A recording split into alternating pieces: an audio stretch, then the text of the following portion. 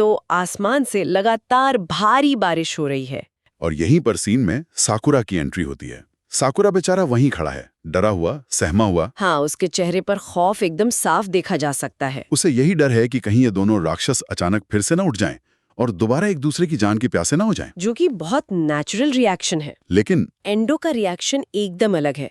उसे इस बात से रत्ती भर भी फर्क नहीं पड़ता कि उनके इस पागलपन की वजह से पूरा का पूरा शहर तबाह हो गया है। निर्दोष लोग डरे हुए हैं, लेकिन उसे कोई परवाह नहीं। एकदम सही। एंडो के लिए ताकीशी कोई इंसान नहीं है, बल्कि एक देवता जैसा है। जब एंडो ये देखता है कि ताकीशी ने लड़ाई में अपना 100% दिया, उसे मजा आया, तो एंडो के लिए वो हार भी एक जीत बन जाती है। उसे बस ताकीशी की खुशी से मतलब है। हाँ, और जब एंडो ताकीशी के पास जाता है, उसे उठने के लिए कहता है, तो ताकीशी की हालत इतनी खराब है कि वो हिल भी नहीं सकता। और फिर भी अपने उस चिड़चिड़े स्वभाव के कारण ताकीशी गुस्से में एंडो को लात मारने की कोशिश करता है। लेकिन उस लात में बिल्कुल जान नहीं होती। और एंडो उस बेजान लात पर कोई खास रिएक्शन भी नहीं देता। हाँ, वो बहुत ही प्रैक्टिकल बात करता है। वो कहता है कि फ्यूरिन के लड़के बस आते ही होंगे, और अगर वो यहाँ आ गए तो बिना बात का एक नया बखेड़ा खड़ा हो जाएगा। तो मतलब वहां से निकल जाना ही समझदारी है। बिल्कुल।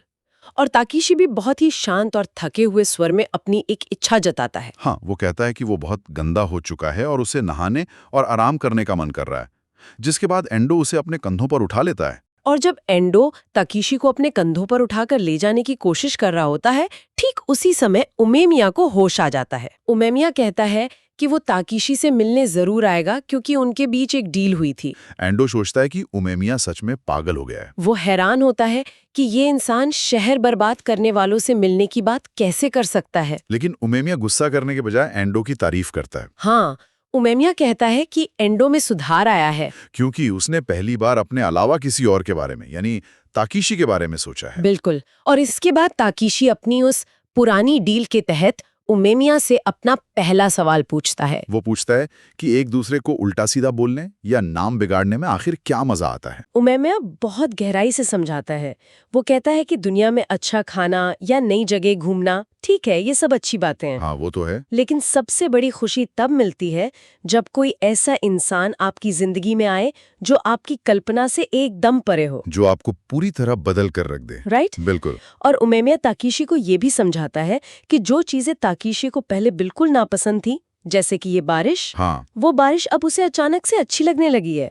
मतलब उमेमिया के अनुसार इस दुनिया में लोगों से बेहतर कोई चीज नहीं है। एग्जैक्टली। उमेमिया कहता है कि लोगों को उनके पूरे नाम से बुलाना शुरू करो, जिससे उन्हें लगे कि तुम सच में उन्हें पहचानते हो। और ताकीशी इसे तुरंत आजमाता भी है। वो जाते जाते पहली बार उमेमिया को उसके पूरे नाम से बुलाता है, हाजिमे उमेमिया। ये सुनकर उमेमिया खुद हैरान रह जाता है। हाँ, और फिर वो कहता है कि अगली बार भीड़ लाने की जगह मुझे बस कॉल करके आना। उमेमिया मन में सोचता है कि अरे, मैंने तो अपना नंबर दिया ही नहीं। और तभी एंडो जो ताकेशी को ले जा रहा है, वो कहता है कि मुझे नंबर बताओ, मैं बस सुनकर ही याद कर लूंगा।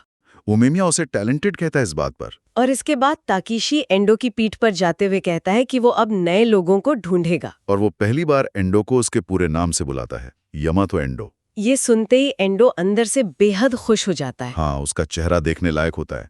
और जाते जाते एंडो साकुरा को भी याद दिलाता है कि उन्हें कावा में मिलने का अपना वादा याद रखना चाहिए। लड़ाई खत्म होने की खबर अब फैलनी शुरू होती है। साकुरा फोन पर मैसेज भेजकर पूरे गांव को बताता है कि उमेमिया जीत गया है। और पूरा शहर जो अब तक डर में था, वो जश्न मनाने लगता है। और फिर जमीन पर गिरा हुआ उमेमिया साकुरा से कहता है कि मुझे कम से कम उठा तो दे।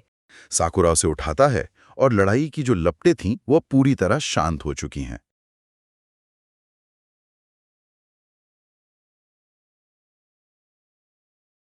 सबसे बड़ा कंफ्यूजन यही था कि क्या विंड ब्रेकर मांगा हमेशा के लिए खत्म हो गई। लेकिन यहाँ मैं स्थिति एकदम स्पष्ट कर दूं, ये मांगा का अंत बिल्कुल नहीं है।